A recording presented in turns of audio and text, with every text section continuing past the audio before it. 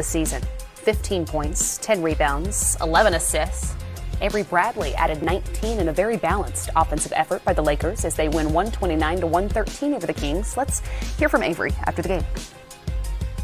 All right, Avery, it's hard to imagine what it must have been like for you guys last night on that court, all the emotion in the building and trying to get through it. And you get on a plane, you come to Sacramento, and you start this game with 81 points in the first half. How did you guys get through it together, and what was the key in doing it as a team? I think it was just our effort from the beginning of the game, having a defensive mentality, having a mentality to move the ball, and be confident to shoot the ball. And that's how we played in the first half, and that's what was able to keep us the lead, and we just had to continue to keep playing team basketball. You had the bulk of your points in that first quarter, including 4 threes. What was getting you going? What were you looking for, and how were you finding, or I guess how was LeBron finding you? I think it's just confidence. I haven't been able to shoot the ball the way I wanted to, and those guys keep confidence in me, and I'm just shooting the ball, putting in all the extra work, so I'm able to make those open shots. This is the 15th straight win you guys have had in a Western Conference opponent's building. That's something that hasn't been done before in NBA history. What is it about how you guys have been able to play like this on the road in your conference? I think it's something that our coach puts an emphasis on, road kill, making sure that we're able to take every single game serious. And, this is a big game for us. After losing last night, we want to challenge ourselves on backs-to-backs to make sure we play better and learn from our mistakes. And last thing for you, we heard frequent Kobe chants in this building. I think that's something that will continue on the road. What is that like, hearing that and just looking up and seeing all the purple and gold in these different places? I mean, it means everything for me.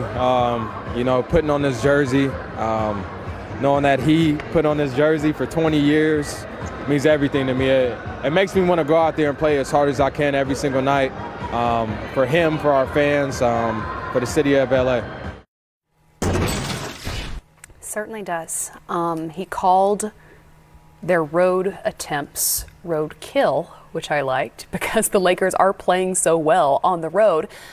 What is it about a team that is able to play as well as they are no matter where it is that they play? Well, one of the things, it's focus, and you can't not give credit to the coaching staff because they get these guys prepared. But when you look at the stat sheet today and what the Lakers did, they had 7 guys in double figures, 33 assists today as a team. That's how you grab wins on the road. Multiple guys have to chip in it. It has to be important to everybody. You go out on the road and 2 guys go out and stay out all night, and it's not that big of a deal because we've got 2 all-stars that are going to carry us night in and night out. They all came in, they all were locked in.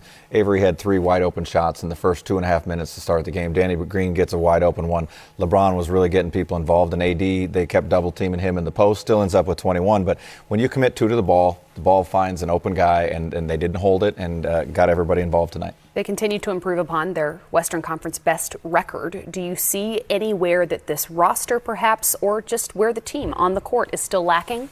That's such a tough question. I think you would want someone, if you had to do something, maybe they've been talking of a point guard, someone that can break down the defense, make adjustments. But LeBron is going to be so ball dominant. All roads are going to go through him.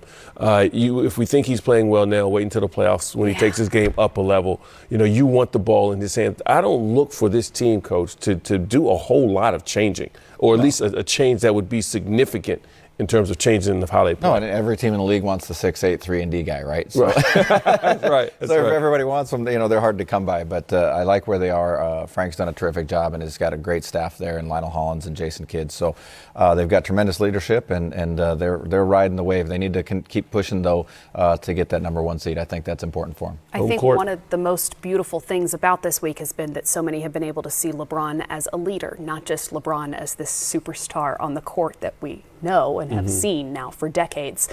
But when it comes to him on the court, facilitating the offense the way that he did tonight, do you see that perhaps even taking a step to another level come playoff time? I think come playoff time, everything has to go to the next level. Yeah. But LeBron is so talented. He's one of those guys that does what is needed. If you need him if the big fella in the middle is going well, he will start to be more of a facilitator. Right, if the shooter on the wing is going well, he'll start to be more of a facilitator. But if he needs to take over, he does that. He does what is needed. How is he getting better How? Mentally. With age. I think mentally his understanding of the game, if that's possible, is getting even better as time goes on. He has a tremendous feel about when to get his own and when to get other guys going and who needs it and when. Let's get out to the last of this 10-game Saturday night in the NBA as the Portland Trailblazers lead the way over the Utah Jazz. Holy, how good is he right now? This is the game. This isn't highlight reel right now. Yeah, this is on deck. Right, and this is when he shines. Like anything we've seen. Conley comes right back. He blew the lay-in, but Gobert is there to fix it for him. 16-point Blazer lead, 5:56 remaining in the fourth. Lillard, 42 points coming in, averaging 48 over the last 5. Gets bumped by Bogdanovich, plays off the contact, into the lane, rolls in with a left hand and laid it home. 44 for Lillard. 112-94 count, 5.5 to go in the ball game. Boy, is that All-Star game going to be fun next week. Here is Gobert handing off to Conley. I mean, at this rate, that might be the first game Damian plays in that he doesn't get at least 35, 45 points. In a game that is designed to go, over 200 points apiece. Outside Dame, a deep three. What other kind of three is there for him? He rims it off, and it's grabbed by Utah. 112-94 count. 5 minutes left in the ball game. And a timeout call by the Jazz. Quinn Snyder and the Jazz on the verge. On the precipice, and they know it. Lillard has been. Damian Lillard becomes the first player in NBA history to make 6+ threes in 6 straight games. Guys, he is, like you said, in just another stratosphere right now. Is he worthy of MVP talk? Talk, yes, but I mean. Is he playing well enough now? Be in like your top 5. This is the best stretch I've seen I've been in the league for without a doubt. Years. Right. You know what I mean? Like Kobe had some stretches. LeBron's had some stretches.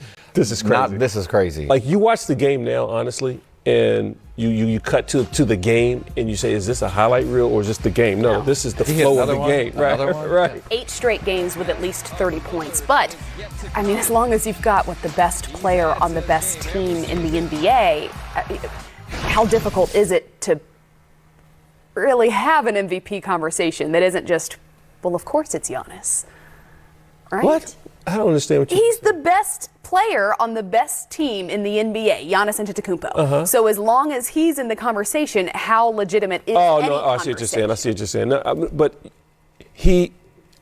my question is he worthy of being considered?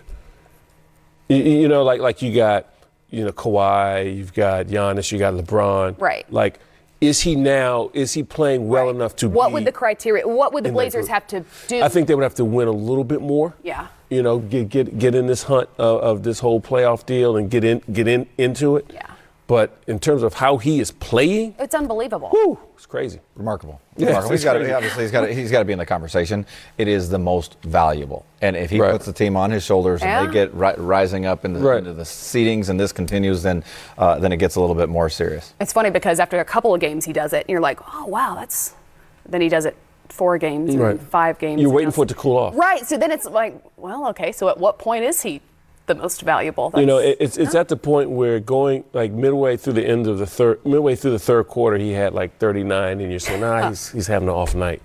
And then all of a sudden, the fourth quarter, bam, bam, bam, and then he's back close to. Because he's averaged nearly 50 points in the last 5 games, so anything less than. Second night of a back-to-back, long flight, L.A., Portland, emotional last night. He had every reason to go, I don't feel so hot, and he doesn't do rolling. That. Right. He's rolling. Right. He doesn't do that, not ever. 112-94 now with 5 minutes to go in the fourth quarter. Let's though talk a little bit about what's going on with the Utah Jazz, because Coach, this was one of the hottest teams in the NBA up until these last 3, now perhaps 4 games. Well, they were in a real rhythm. They won 15 out of 16, I think, and Mike Conley came back. It had him coming off the bench. I think they're still trying to sort that out a little bit. The schedule's been a little bit different for them. They do have a bunch of games still coming to them at home, which is a tough place for anybody to play, and I think they'll get it right. And the question is always, it does make a difference. You get the 4th seed, you get a 3 seed, maybe then you catch a nice 6 seed that you like a little bit better than your 4-5 matchup.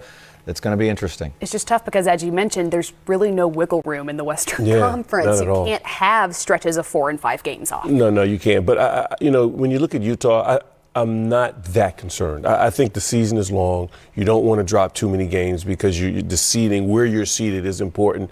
But they'll work their way out of it. Yeah, they're never up, down. Right. They're steady, Exactly. and very consistent. Quinn does a great job there. Yep. It's pretty special, I think, too, to see 2 first-time All-Stars on the same team. I don't think that we see that often. You'll see a couple of All-Stars on the same team, but for both Rudy Gobert and Donovan Mitchell to be named to the team for the very first time and on the same team, again, I think unique and a lot of new special. and a lot of new guys this year, and I think the coaches, when they voted, definitely went with winning programs. Players from the winning teams, and we've heard. Which I like. Yeah, I don't disagree with that.